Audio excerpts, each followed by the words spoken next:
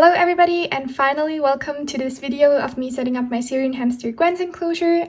Here is the empty enclosure before I put in the bedding and so on. Here is where the sand bath is. I made sure to make the frame extra sturdy because the sand bath is quite large and very heavy.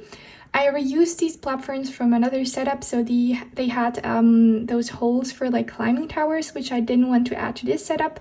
So I just covered them with cork, and after that I covered them with stone just to make sure that she like wouldn't fall down. And this is where the wheel and multi-chamber house is. I didn't have the multi-chamber house finished at this point, so I didn't put it in, but that you will see that later on. And then I, of course, had to start adding the bedding.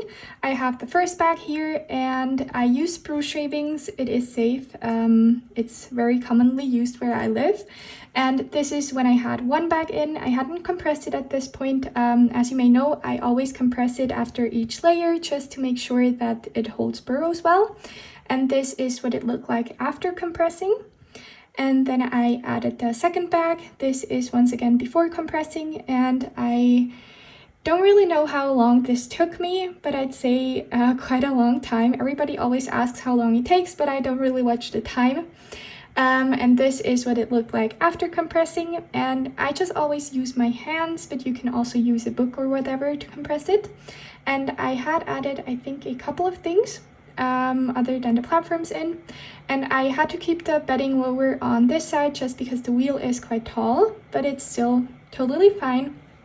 And here I added the sand bath and the third bag of bedding.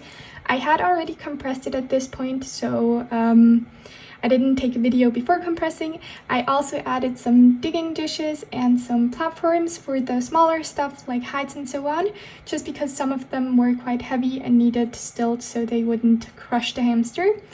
And now I had almost 4 bags in. I just had a tiny bit left, and some of it, or most of it, is on the floor. Like every time I fill an enclosure with bedding, it always lands on the floor.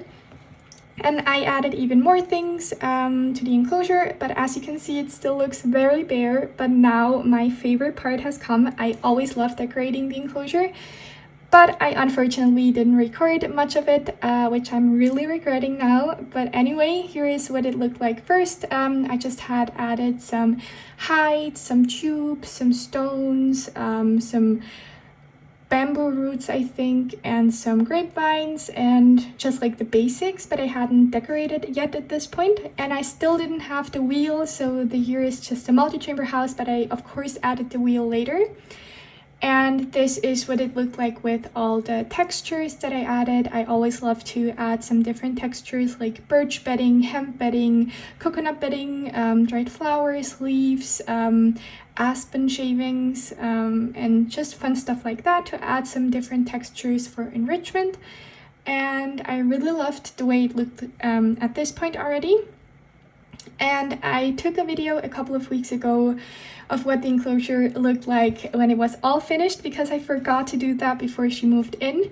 Gwen had been living in this enclosure for a couple of months when I took this video, so some things had already changed. I had to put things to other spots because she kept chewing the lid. But anyway, this is what the enclosure looks like now. Gwen really likes it, and I love it too, and I hope you like it too. Thanks for watching. Bye!